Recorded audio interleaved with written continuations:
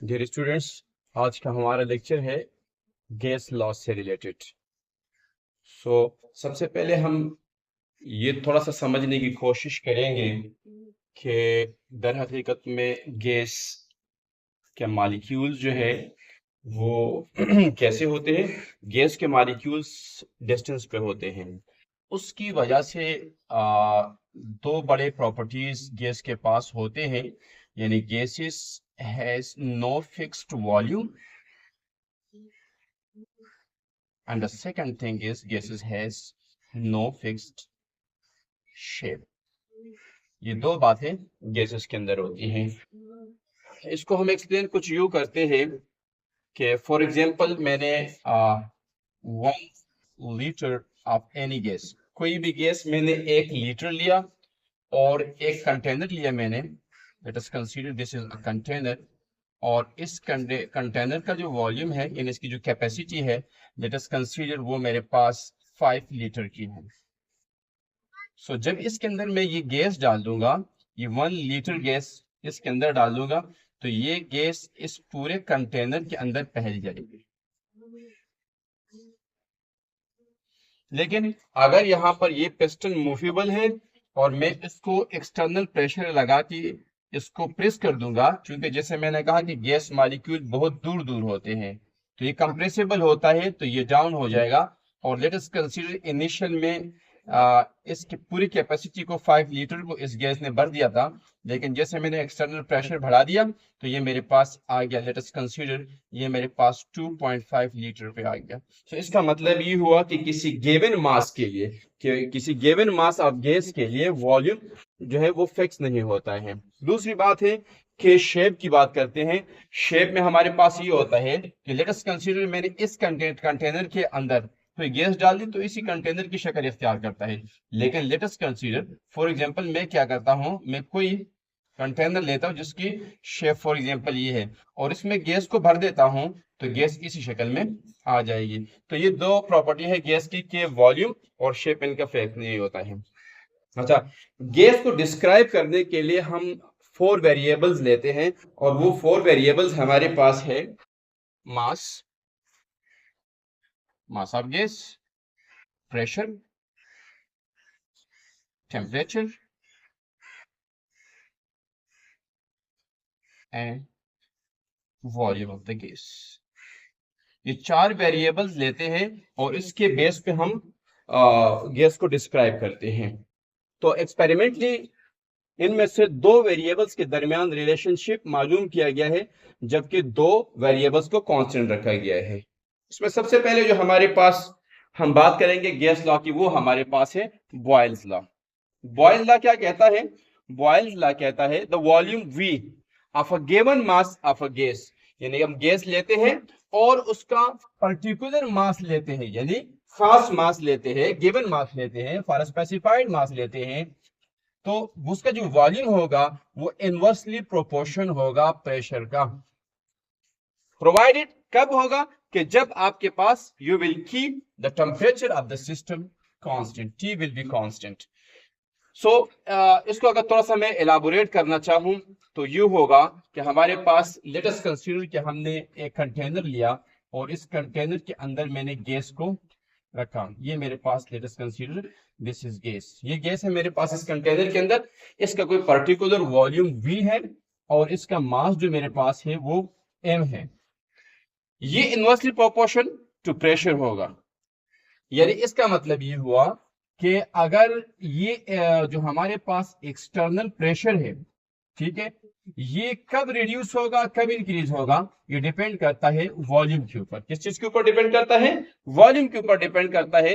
यानी इसका मतलब ये हुआ कि जब वॉल्यूम बढ़ जाएगा तो अल्टीमेटली आपके पास प्रेशर रिड्यूस हो जाएगा। ये कैसे होता है, इसको थोड़ा समझाने के लिए मैं क्या करता हूं, तो फॉर एग्जांपल मैं एक मॉलिक्यूल को कंसीडर करता हूं। ये मेरे पास एक मॉलिक्यूल है, ये मॉलिक्यूल फॉर एग्जांपल आके यहाँ पे टकराता है, फॉर एग्जांपल यहाँ पे जाके ये कोलाइड करता है, और लेट अस कंसीडर कि ये मेरे पास 1 सेकेंड के अंदर, मिसाल के तौर पर ये 10 टाइम्स कोलाइड करता है, तो ये कोलिजन की वजह से एक प्रेशर डेवलप होता है।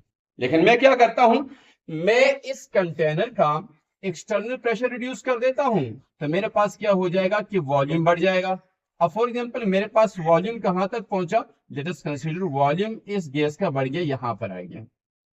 अब मेरे पास क्या हुआ, जब मेरे पास ये वॉल्यूम बढ़ गया तो अल्टीमेटली अब इसी मॉलिक्यूल को फॉर एग्जांपल लेते हैं, इसको यहां से यहां तक ट्रेवल करने के लिए ज्यादा टाइम लगेगा तो नंबर ऑफ कोलिजन रिड्यूस हो जाएंगे, और जब नंबर ऑफ कोलिजन रिड्यूस हो जाएंगे तो गैस का प्रेशर अल्टीमेटली रिड्यूस हो जाएगा। इसका मतलब ये हुआ कि वॉल्यूम और प्रेशर के दरमियान जो रिलेशनशिप है वो इनवर्सली प्रोपोर्शन का है। यानी कहने का मकसद ये है कि वॉल्यूम बढ़ेगा तो प्रेशर रिड्यूस हो जाएगा, और वॉल्यूम कम होगा तो प्रेशर इंक्रीज हो जाएगा। यहां पर याद रहे कि दो किस्म के प्रेशर की बात हो रही है। एक हमारे पास, अगर मैंने फॉर एग्जांपल ये पिस्टन गैस सिलेंडर सिस्टम लिया, एक है इसके ऊपर external pressure. So we are not talking about the external pressure, ये बात हो रही है कि गैस के प्रेशर की, कंटेनर के अंदर जो गैस मौजूद है उसके मॉलिक्यूल की कोलिजन की वजह से जो प्रेशर डेवलप हो रहा है, यहां पर उसकी बात हो रही है। मैथमेटिकली अगर मैं उसको थोड़ा आगे लेके जाना चाहूं तो मैं लिख सकता हूं कि the volume of a given mass of a gas, volume of a given mass of a gas is inversely proportional to the pressure while the temperature shall be kept constant। अच्छा जी, इसको अगर थोड़ा सा आगे बढ़ा दूं, so I can write V is equal to, जब हम प्रोपोर्शनलिटी साइन को हटाते हैं तो यहां पर एक कांस्टेंट लगता है and that is called constant of proportionality N1 upon P। सो इसको सिंप्लीफाई करने पे P को इधर लेके आता हूं, so I can write PV is equal to constant, PV is equal to constant. इसको मजीद इलाबोरेट करने के लिए मैं क्या करता हूं, मैं एक सिस्टम कंसीडर करता हूं, पिस्टन, सिलेंडर और गैस का एक सिस्टम कंसीडर करता हूं, और उसके ऊपर दो स्टेट लगाता हूं, इनिशियल स्टेट और फाइनल स्टेट, ताकि ये हमें समझ में आ जाए। आइए देखते हैं ये कैसे होता है हमारे पास। मैंने क्या किया कि मैंने एक piston cylinder, movable piston cylinder system लिए, और इसके अंदर गैस जो है वो मौजूद है। ये गैस के मॉलिक्यूल को बता रहा है, ये डॉटेड। लेट अस कंसीडर मेरे पास यहां पर प्रेशर जो है, गैस प्रेशर की बात हो रही है, वो P1 है, और मेरे पास जो वॉल्यूम है, वॉल्यूम ऑफ द गैस की बात हो रही है, वो मेरे पास V1 है। यानी प्रेशर P1 और वॉल्यूम V1 है। तो मैं इसको क्या करता हूं, अगर ग्राफ पे बताना चाहूं, ग्राफिकली इसको रिप्रेजेंट करना चाहूं, तो ग्राफ में मैंने यहां रिप्रेजेंट किया कि मेरे पास एक्स एक्सिस के ऊपर मैंने वॉल्यूम लिया है, वॉल्यूम V मीटर क्यूब के अंदर, और यहां पर y एक्सिस पे मैंने लिया प्रेशर P को न्यूटन पर मीटर स्क्वायर। तो मेरे पास इनिशियल स्टेट में मैंने क्या किया, इस सिस्टम को कंसीडर किया। इनिशियल स्टेट के ऊपर मेरे पास प्रेशर P1 है और वॉल्यूम V1 है। सो व्हाट आई डिड, मैंने क्या किया कि इसके वॉल्यूम को इंक्रीज कर दिया। जब इसका वॉल्यूम इंक्रीज करेगा तो हमारे पास क्या हो जाएगा, volume will be increased. Volume मेरे पास, let us consider the volume becomes V2 और प्रेशर मेरे पास P2 है। अब हमारे पास क्या हुआ कि वॉल्यूम बढ़ गया। जब वॉल्यूम बढ़ेगा तो अल्टीमेटली आपका प्रेशर रिड्यूस हो जाएगा। यहां पर नजर आ रहा है कि वॉल्यूम मेरा इसके निस्बत ज्यादा इंक्रीज हो गया। इसका कॉन्सेप्ट मैं यहां बता चुका हूं कि प्रेशर कैसे रिड्यूस होता है, और यही वजह है स्टूडेंट्स कि हम वॉल्यूम को एक्स एक्सिस के अलॉन्ग लेते हैं। एक्स एक्सिस के अलॉन्ग हम उन पैरामीटर्स को लेते हैं जो इंडिपेंडेंट हो, और वाई एक्सिस के अलॉन्ग हम उन पैरामीटर्स को लेते हैं जो डिपेंडेंट हो। तो इसका मतलब ये हुआ कि वॉल्यूम इंडिपेंडेंट है और प्रेशर डिपेंड करता है वॉल्यूम के ऊपर। तो कॉन्सेप्ट यहां पे बता चुका हूं। तो ग्राफ के ऊपर अगर मैं ड्रॉ करता हूं तो मेरे पास ये P1 है, ये V1 है। मैंने इसको थोड़ा सा ऊपर लेके गया, इसको आगे, तो मेरे पास ये पॉइंट अचीव हो गया, and this point is called P1 V1। यानी यहां पर प्रेशर P1 है और वॉल्यूम V1 है। फिर ये मेरे पास चूंकि इनिशियल स्टेट पे बात हो रही थी हमारी, ये इनिशियल स्टेट है। अब हम बात करेंगे फाइनल स्टेट की, कि फाइनल में क्या हुआ। तो फाइनल स्टेट में मैंने कहा कि प्रेशर मेरे पास P2 हुआ जब वॉल्यूम मेरे पास V2 हुआ, यानी वॉल्यूम बढ़ा दिया मैंने। यहाँ ग्राफ पे भी इधर आ रहा है कि ये मेरे पास ओरिजिन पोजीशन है, यहाँ पर वैल्यू 0 है। जैसे जैसे मैं उस तरफ जाऊंगा वैल्यू बढ़ती जाएगी, यानी यहाँ पर वैल्यू बढ़ेगी, यहाँ पर भी वैल्यू बढ़ेगी हमारे पास। ठीक है, तो वैल्यू जब बढ़ रही है, मेरे पास वॉल्यूम बढ़ रहा है, तो अल्टीमेटली प्रेशर ड्रॉप करेगा। जैसे डायग्राम में इस ग्राफिकल रिप्रेजेंटेशन के अंदर नजर आ रहा है। सो मेरे पास एक और पॉइंट हासिल होता है and this is called P2 V2। मैं क्या करता, दोनों पॉइंट्स को आपस में मिलाता हूं और मेरे पास कर्व पाथ की सूरत में ये ग्राफ बनेगा, यानी ये दर हकीकत मेरे ग्राफिकल लाइन है और ये कर्व के फॉर्म में आएगा। याद रहे कि जब इनवर्सली प्रोपोर्शन का रिलेशनशिप होता है हमारे पास, तो उस सूरत के अंदर हमारे पास हमेशा क्या बनता है, एक कर्व पाथ बनता है। And this type of the shape is known as hyperbola. Shapes, geometrical shapes की मुख्तलिफ किस्में होती हैं, बट ये जो टाइप है इसको हाइपरबोला कहते हैं। पैराबोला भी होता है, हाइपरबोला होता है, एलिप्स होता है, वगैरह वगैरह बहुत सारे टाइप्स होते हैं, but this type of the shape is called hyperbola. ये हमारे पास ग्राफ नंबर 1 था जब हमने रिप्रेजेंट किया। अब हम बात करेंगे इस दूसरे ग्राफ की कि यहाँ पर क्या सूरत हाल है।